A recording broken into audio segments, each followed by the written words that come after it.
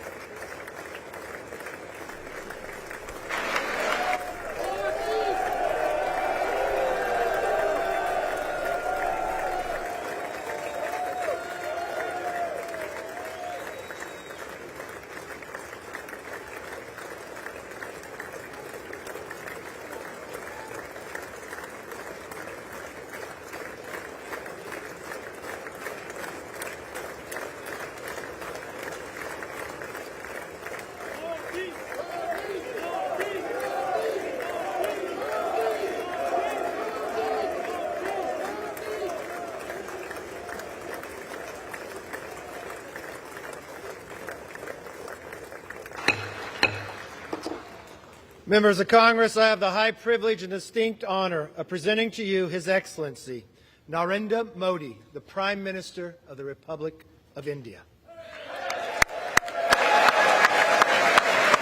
Thank you.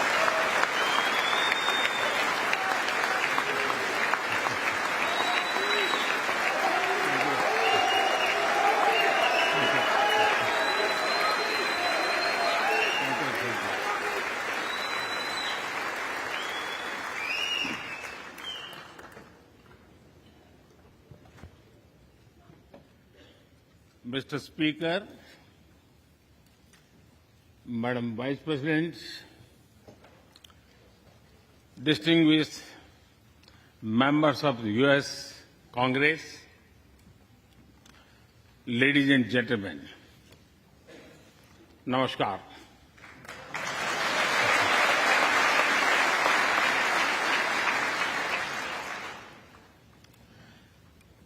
It is always a great honor to address the United States Congress.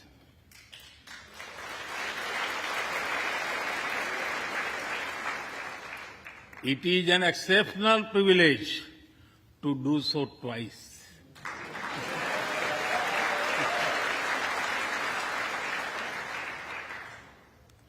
For this honor, I extend my deepest gratitude on behalf of the 1.4 billion people of India.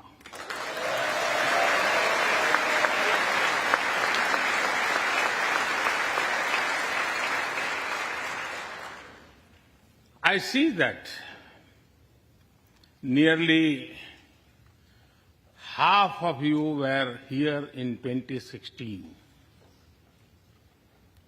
I feel your warmth as old friends.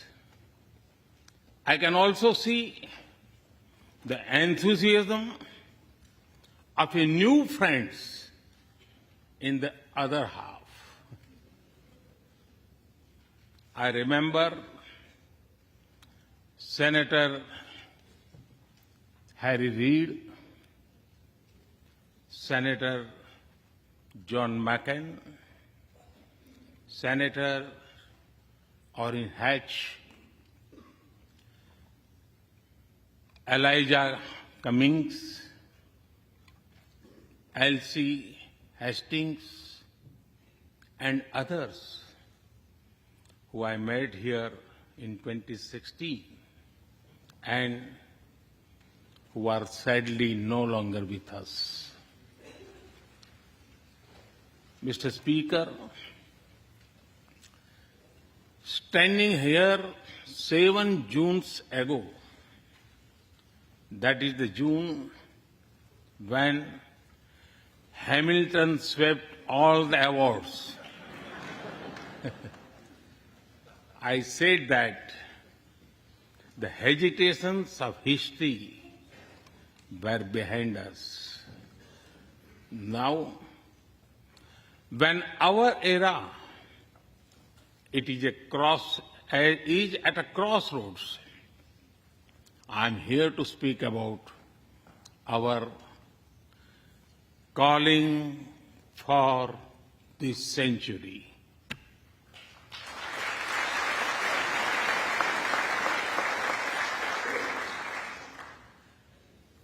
Through the long and widening road that we have traveled, we have met the test of friendship. A lot has changed since I came here 7 summers ago. But a lot has remained the same, like our commitment to deepen the friendship between India and the United States.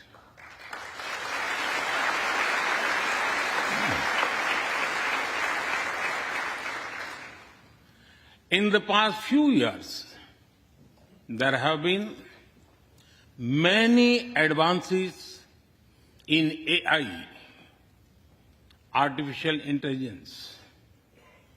At the same time, there have been even more momentous development in another AI, America and India.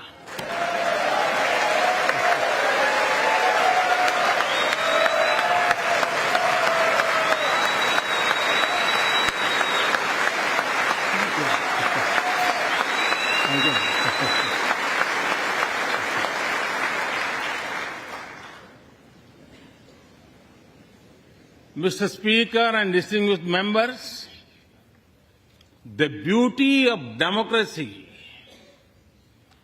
is the constant connect with the people, to listen to them and feel their pulse.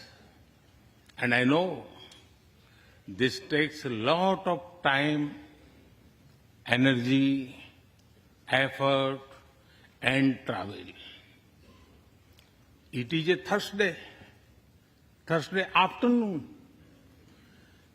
a fly-out day for some of you. So I am grateful for your time. I also know how busy you have been this last month. Being a citizen of a vibrant democracy, myself, I can admit one thing, Mr. Speaker, you have a tough job.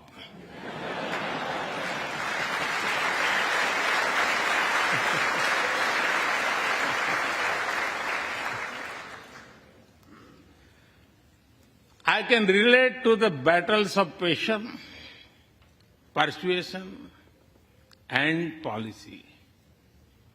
I can understand the debate of ideas and ideology. But I am delighted to see you come together today to celebrate the bond between world's two great democracies, India and the United States. Thank you.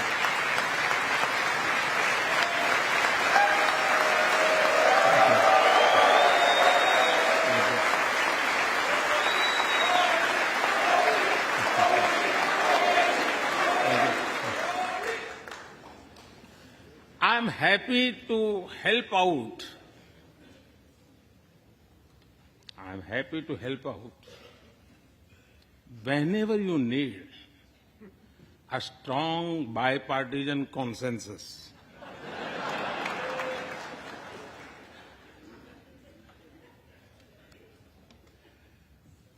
there will be and there must be a contest of ideas at home. But we must also come together as one when we speak for our nation.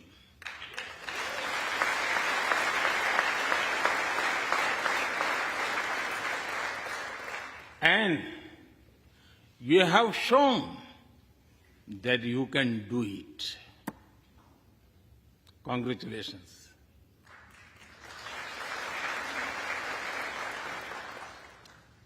Mr. Speaker, the foundation of America was inspired by the vision of a nation of equal people. Throughout your history, you embrace people from around the world, and you have made them equal partners in the American dream.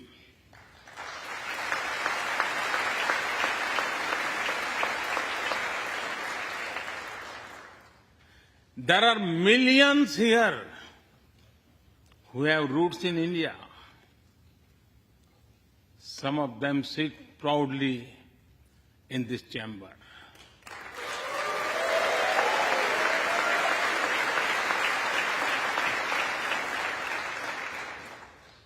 And there is one behind me who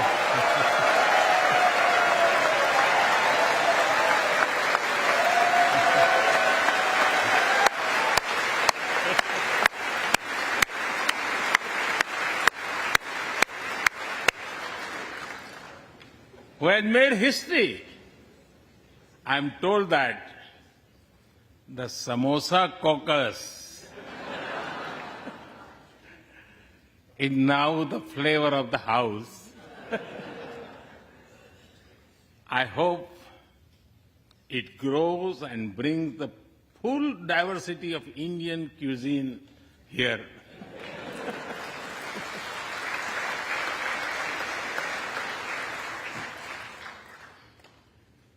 Over 2 centuries, we have inspired each other through the lives of great Americans and Indians. We pay tribute to Mahatma Gandhi and Martin Luther King Jr.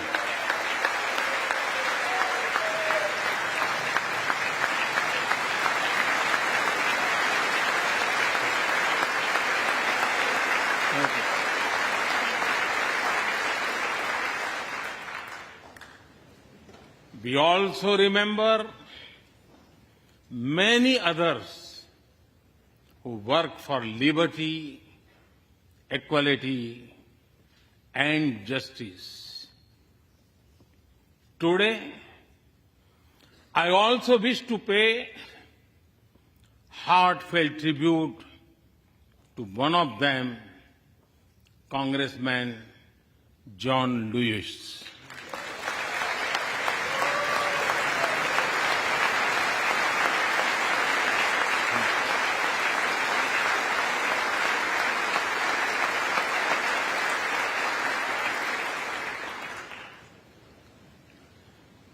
Mr. Speaker, democracy is one of our sacred and shared values. It has evolved over a long time and taken various forms of systems. Throughout history, however, one thing has been clear. Democracy is the spirit that supports equality and dignity.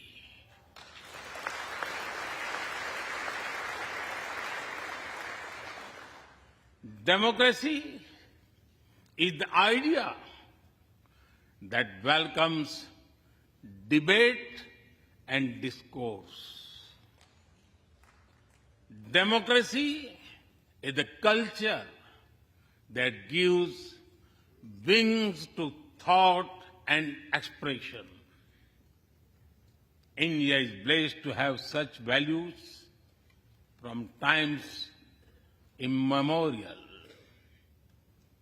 In the evolution of the democratic spirit, India is the mother of democracy.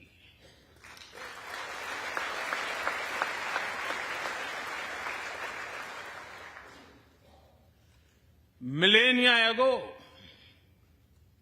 our oldest scripture said, Ekam Sat Vipra Bahudha Vadanti.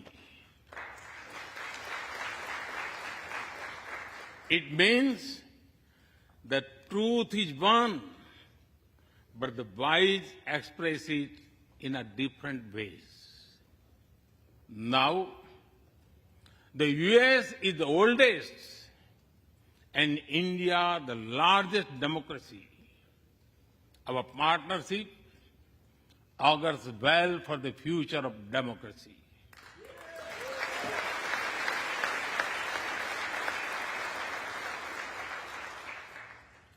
Together, we shall give a better future to the world and a better world to the future.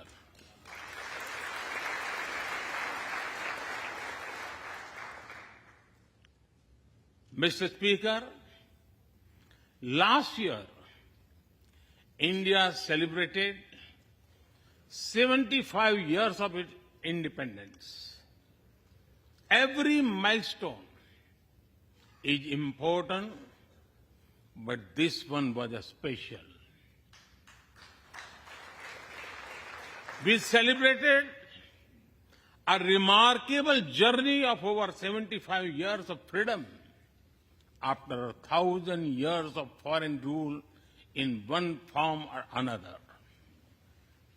This was not just a celebration of democracy, but also of diversity. Not just of constitution, but also of its spirit of a social empowerment. Not just of our competitiveness and cooperative federalism, but also of our essential unity and integrity.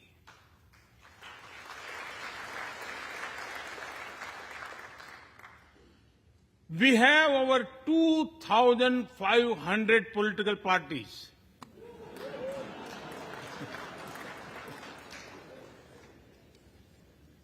Yes, you heard that right. 2,500. About 20 different parties govern various states of India.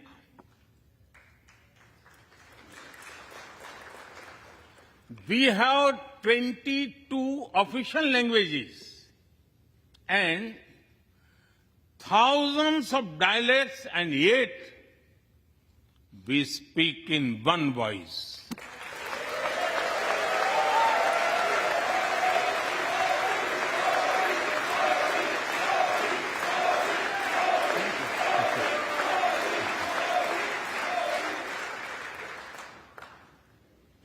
Every 100 miles, our cuisine changes.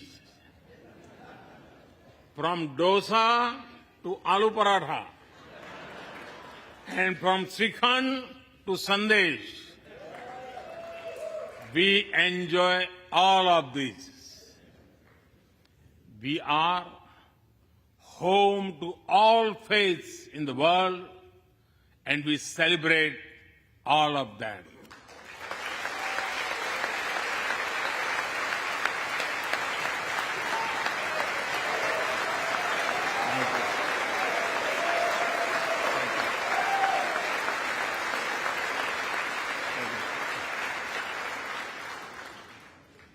In India, diversity is a natural way of life. Today, the world wants to know more and more about India. I see that curiosity in this house too. We were honored to receive over 100 members of the US Congress in India over the last decade.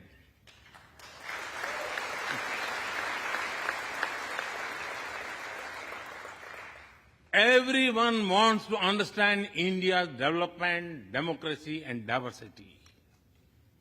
Everyone wants to know what India is doing right and how. Among close friends, I am happy to share the same. Mr. Speaker, when I first visited the US as a Prime Minister, India was the 10th largest economy in the world. 10th. Today, India is the 5th largest economy.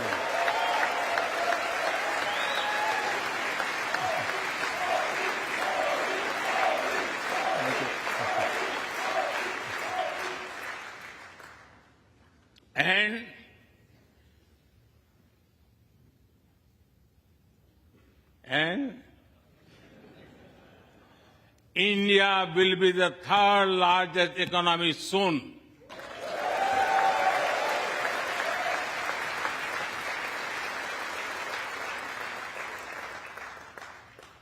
We are not only growing bigger, but we are also growing faster. When India grows, the whole world grows.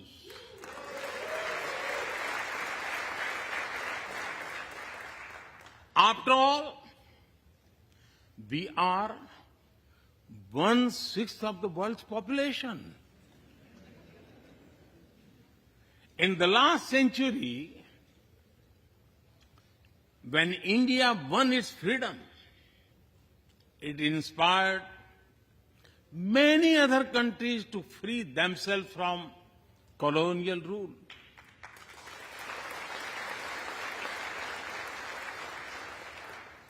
In this century, when India sets benchmark in growth, it will inspire many other countries to do the same.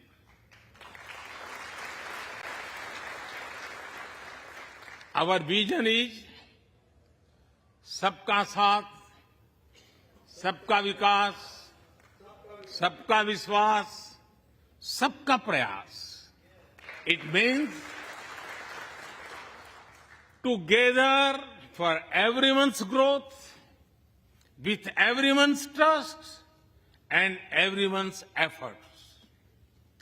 Let me share with you how this vision is translating into action with speed and scale. We are focusing on infrastructure development. We have given nearly 40 million homes to provide shelter to over 150 million people.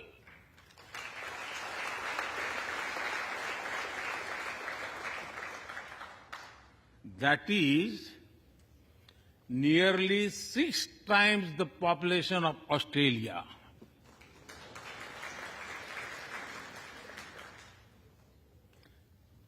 We run a national health insurance program that ensures free medical treatment for about 500 million people.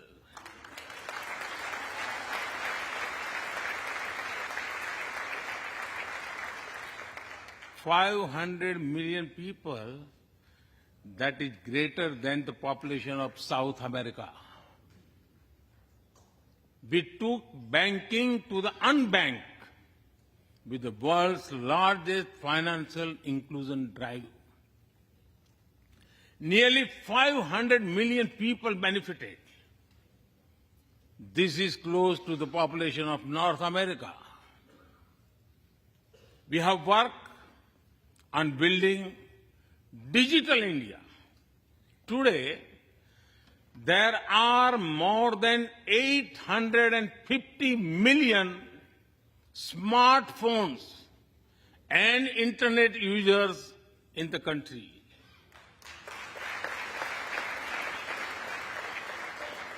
This is more than the population of Europe. We protected our people with 2.2 billion doses of made in India COVID vaccines.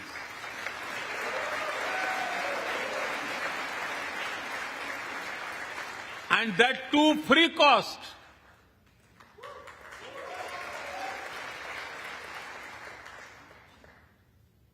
I may be running out of continent soon, so I will stop here.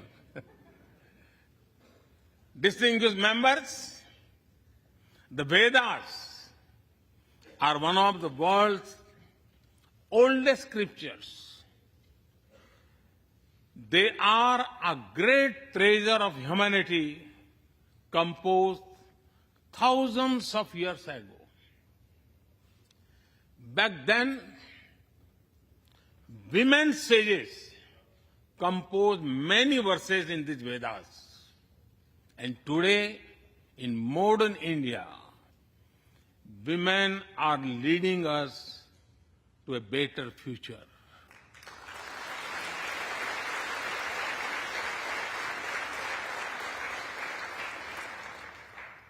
India's vision is not just of development which benefits women. It is of women-led development where women lead the journey of progress.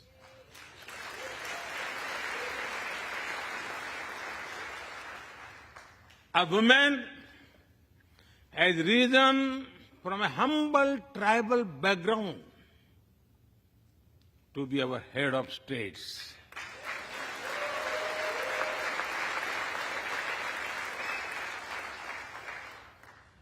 Nearly 1.5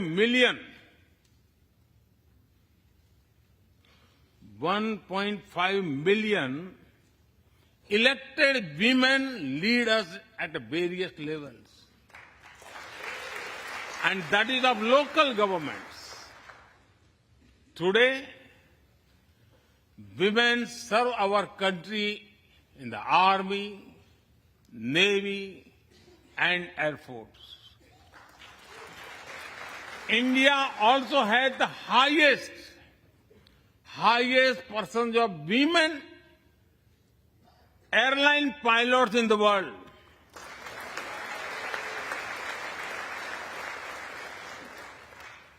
And they have also put us on Mars by leading our Mars mission.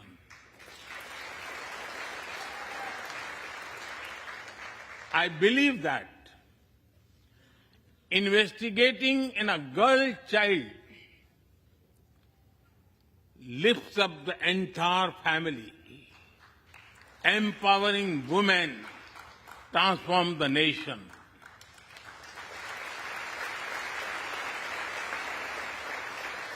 Mr. Speaker, India is an ancient nation with a youthful population.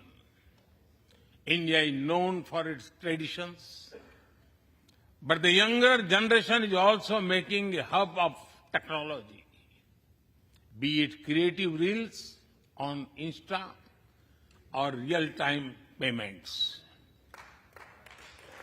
Coding or quantum computing, machine learning or mobile apps, fintech or data science, the youth of India are a great example of how a society can embrace latest technology. In India, technology is not about innovation, but also about inclusion. Today, digital performance are empowering the rights and dignity of people while protecting privacy. In the last 9 years, over 1 billion people got a unique digital biometric identity connected with their bank accounts and mobile phones. This digital public infrastructure helps us reach citizens within seconds with financial assistance. 850 million people receive direct benefit financial transfers into their accounts. 3 times a year, over 100 million farmers receive assistance in their bank accounts at the click of a button. The value of such transfer has crossed $320 billion. And we have saved over $25 billion in the process. If you visit India, you will see everyone is using phones for payments, including street vendors. Last year, out of every 100 real-time digital payments in the world, 46 happened in India.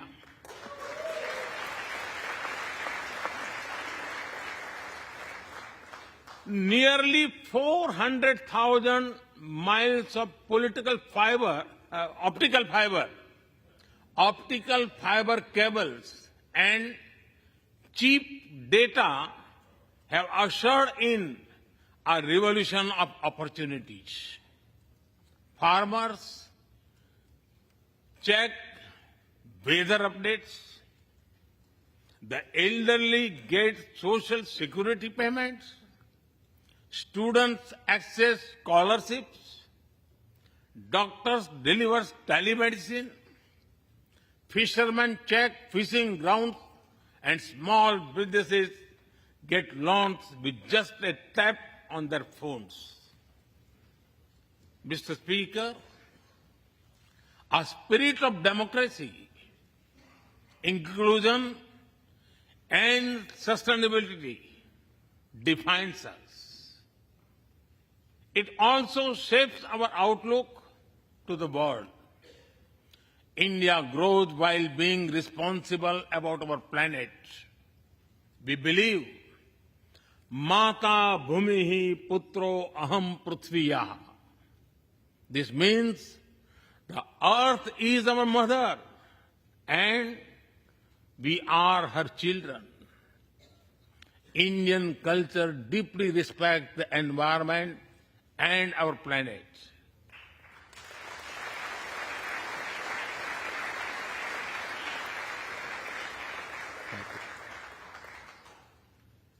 While becoming the fastest growing economy, we grew our solar capacity by 2,300%. Yes, you have heard right. 2,300%.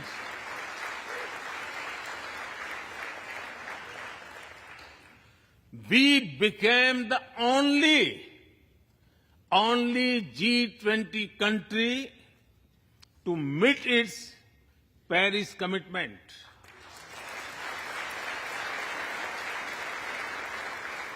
We made renewables account for over 40% of our energy sources, 9 years ahead of the target of 2030. But we did not stop there.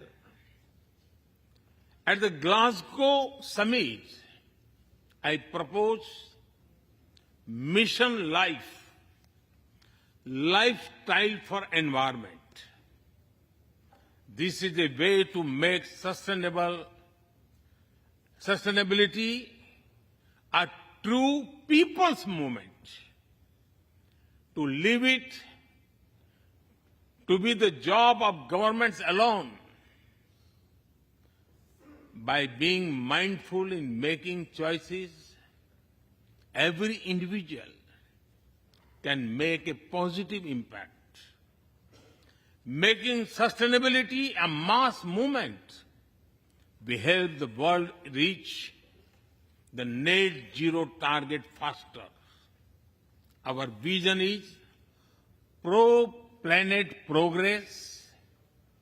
Our vision is pro-planet prosperity. Our vision is pro-planet people.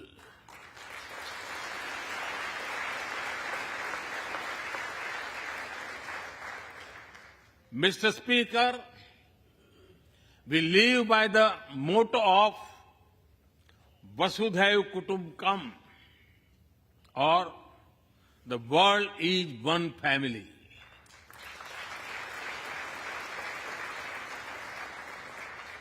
Our engagement with the world is for everyone's benefit.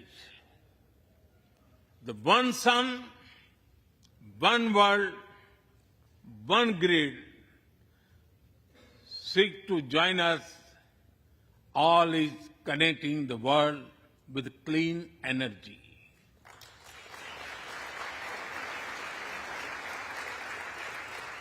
One Earth, One Health is a vision for global action to bring quality health care to everyone, including animals and plants.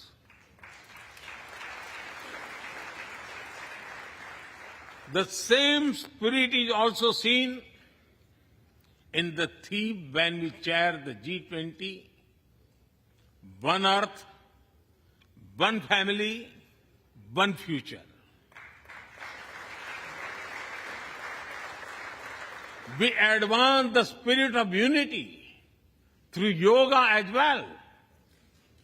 Just yesterday, the whole world came together to celebrate the International Day of Yoga.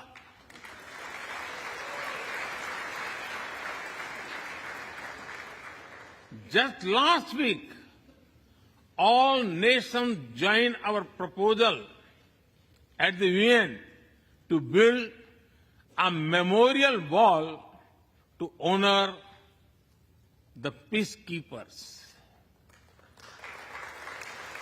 And this year, the whole world is celebrating the International Year of Millets to promote sustainable agriculture and nutrition alike. During COVID, we delivered vaccines and medicines to over 150 countries. We reach out to others, being disasters as first responders, as we do for our own. We share our modest resources with those who need them the most. We build capabilities, not dependencies.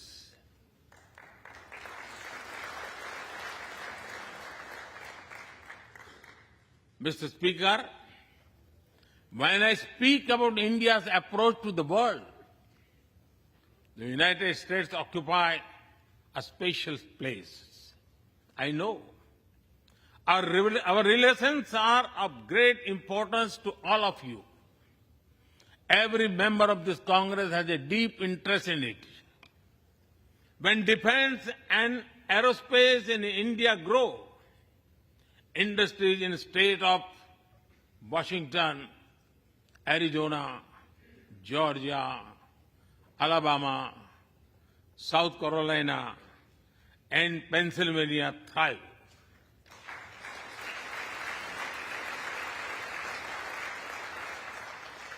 When American companies grow, the research and development centers in India thrive.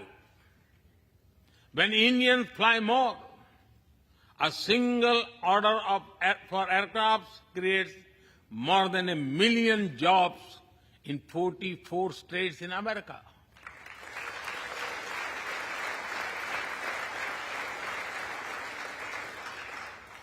When an American phone makers invest in India, it creates an entire ecosystem of jobs and opportunities in both countries. When India and US work together on semiconductors and critical minerals, it helps the world in making supply chains more diverse, resilient, and reliable.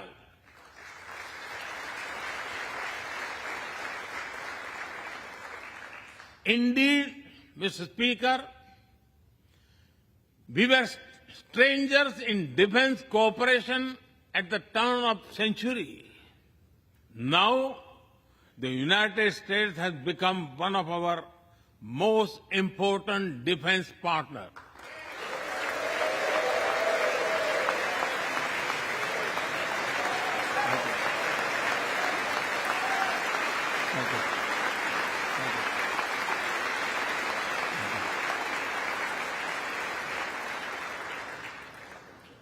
Today, India and the US are working together in space and in the seas, in science and in semiconductors, in startups and sustainability, in tech and in trade, in farming and finance, in art and artificial intelligence, in energy and education, in healthcare and humanitarian efforts. I can go on and go on, but to sum up it, I would say the scope of our cooperation is endless. The potential of our synergies is limitless. And the chemistry in our relations is effortless.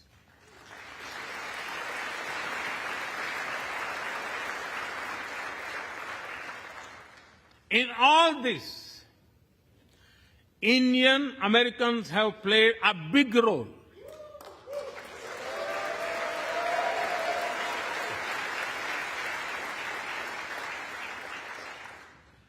They are brilliant in every field, not just in spelling bee.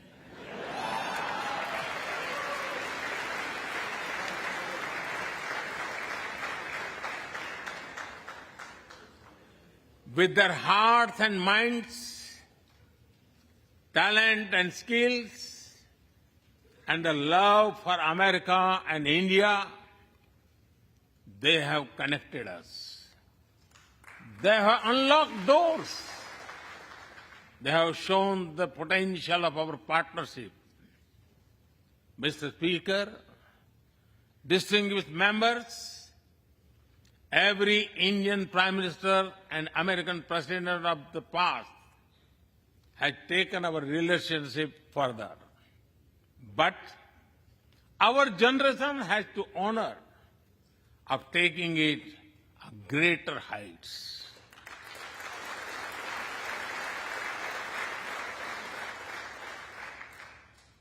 I agree with President Biden that this is a defining partnership of this country,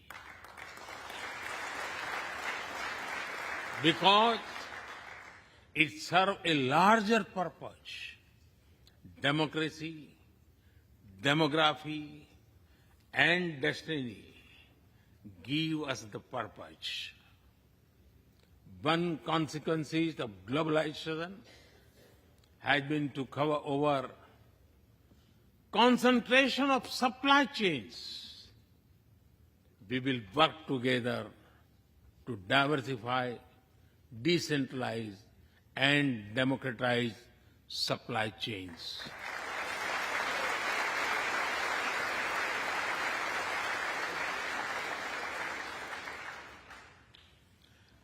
Technology will determine the security, prosperity, and leadership in the 21st century.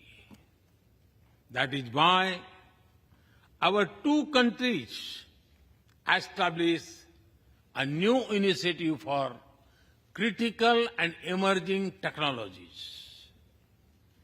Our knowledge partnership will serve humanity and seek solutions to the global challenges of climate change, hunger, and health.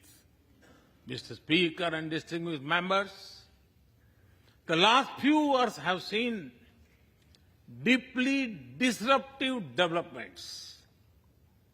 With the Ukraine conflict, war has returned to Europe. It is causing great pain in the region. Since it involves major powers, the outcomes are severe. Countries of the global south have been particularly affected. The global order is based on the respect for the principle of the UN Charter, peaceful resolution of disputes, and respect for sovereignty and territorial integrity.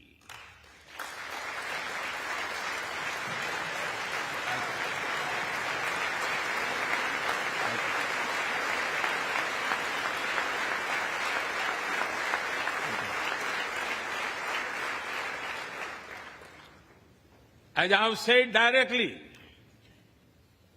and publicly, this is not an era of war.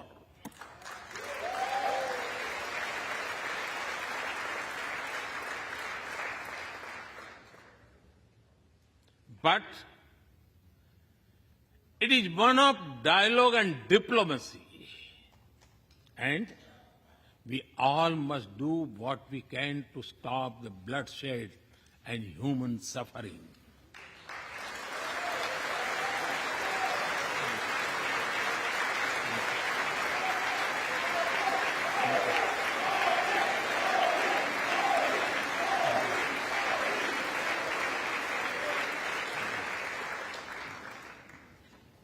Mr. Speaker,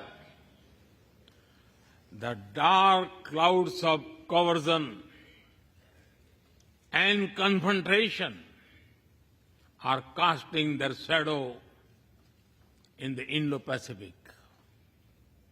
The stability of the region has become one of the central concerns of our partnership. We share a vision of a free, open, and inclusive Indo-Pacific.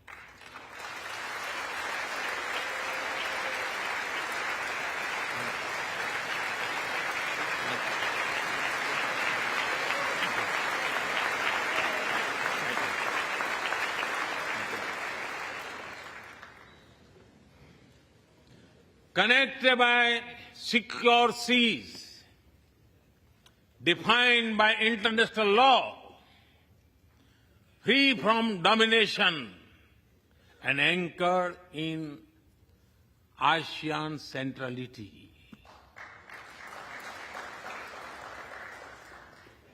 A region where all nations, small and large, are free and fearless in their choices, where progress is not suffocated by an impossible burdens of debt.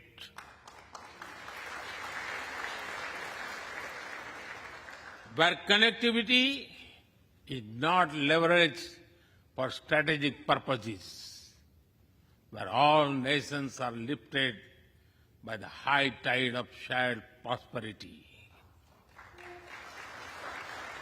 Our vision does not seek to content or exclude, but to build a cooperative region of peace and prosperity.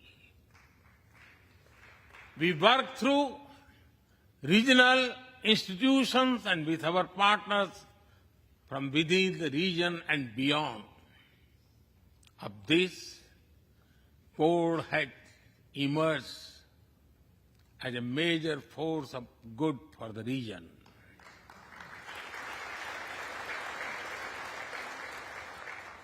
Mr. Speaker, more than 2 decades after 9/11 and more than a decade after 26/11 in Mumbai, radicalism and terrorism still remain a pressing danger for the whole world. These ideologies keep taking new identity and forms, but their intentions are the same. Terrorism is an enemy of humanity, and there can be no ifs and buts in dealing with it.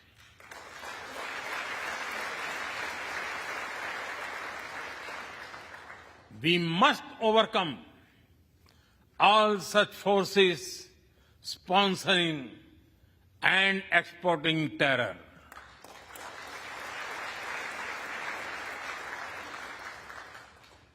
Mr. Speaker, COVID-19's biggest impact was the human loss and suffering it caused. I wish to remember Congressman Ron Wright and the staff members who lost their lives to COVID. As we emerge out of the pandemic, we must give shape to a new world order. Consideration, care, and concern are the need of the hour. Giving a voice to the global south is the way forward. That is why I firmly believe that the African Union be given full membership of G20.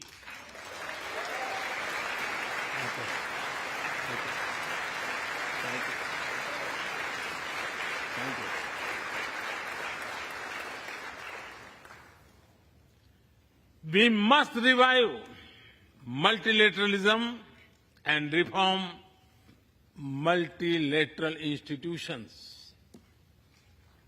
With better resources and representation that applies to all our global institutions of governance, especially the United Nations. When the world has changed, our institutions too must change, or risk getting replaced by a world of rivalries without rules. In working for a new world order based on international law, our two countries will be at the forefront as partners.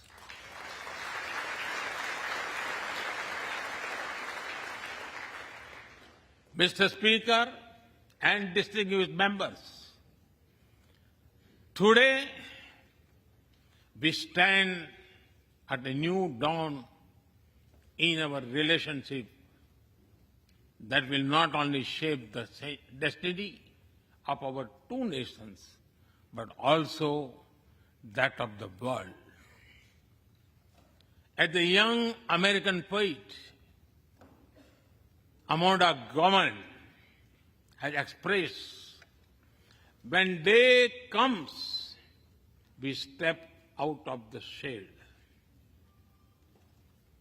Aflame and unafraid, the new dawn blooms as we free it.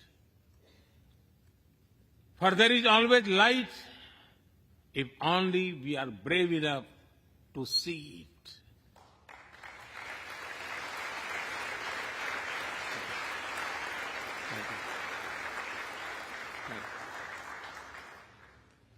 Our trusted partnership,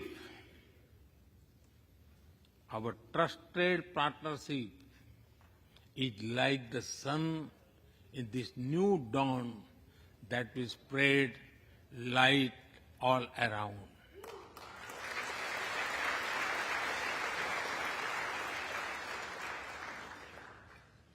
I am reminded of a poem that I once wrote.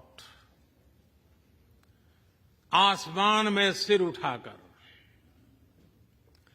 आसमान में सिर उठाकर, घने बादलों को चीरकर, रोशनी का संकल्प ले, अभी तो सूरज उगा है।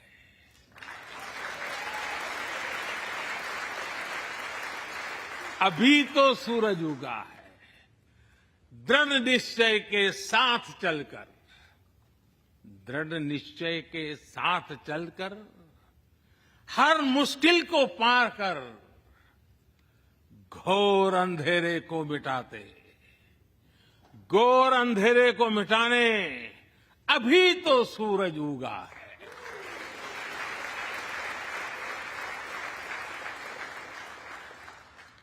If I were to say it in English, it would be rising its head in the skies, piercing through the dense clouds with the promise of light. The sun has just risen, armed with a deep resolve, overcoming all the odds to dispel the forces of darkness.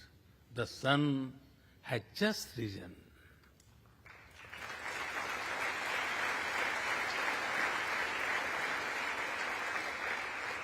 Mr. Speaker and distinguished members,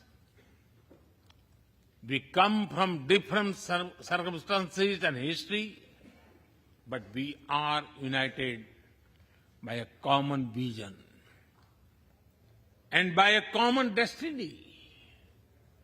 When our partnership progresses, economic resilience increases, innovation grows, science flourishes, knowledge advances, humanity benefits, our seas and skies are safer, democracy will shine brighter, and the world will be a better place.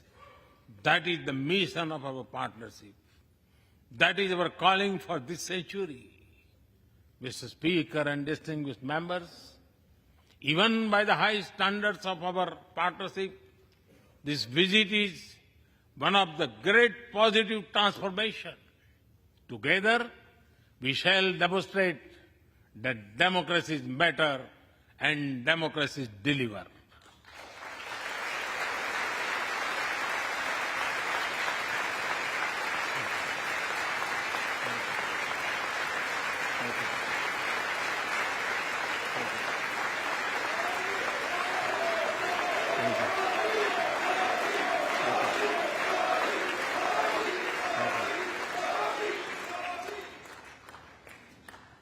I count on your continued support to the India-US partnership.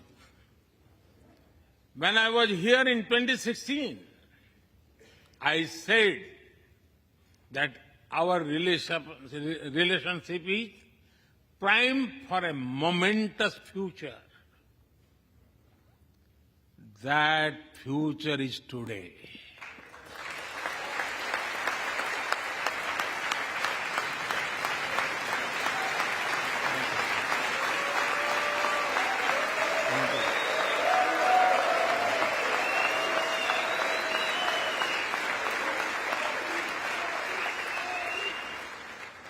Thank you once again, Mr. Speaker, Madam Vice President, and the distinguished members of this honor. God bless America. Jai Hind. Long live India-US friendship. Thank you.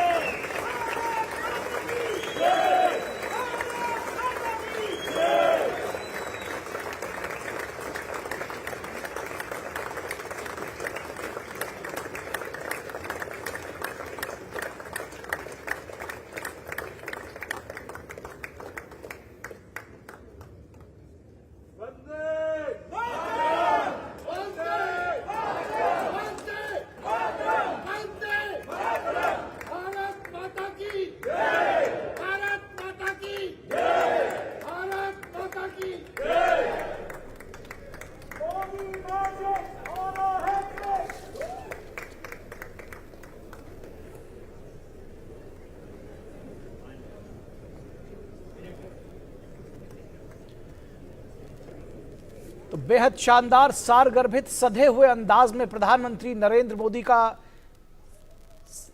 भाषण अमेरिकी संसद के दोनों सदनों के संयुक्त सत्र को संबोधित किया। प्रधानमंत्री नरेंद्र मोदी ने ऐतिहासिक क्षण है और इस समय कुछ जो सीनेटर्स हैं, जो कांग्रेसमैन हैं, वो प्रधानमंत्री से ऑटोग्राफ भी लेते हुए, जिस तरह से प्रधानमंत्री का स्वागत किया गया, जिस तरह से उनका इस्तकबाल किया गया, वो अभूतपूर्व है। प्रधानमंत्री नरेंद्र मोदी का मोदी मोदी के नारों के साथ स्वागत किया गया अमेरिका के सदन में। ये देखना हर एक भारतीय के लिए गौरव का क्षण है और अभूतपूर्व है। देखिए, प्रधानमंत्री अमेरिकी सांसदों से घिरे हुए हैं और कुछ लोगों को ऑटोग्राफ भी देते हुए।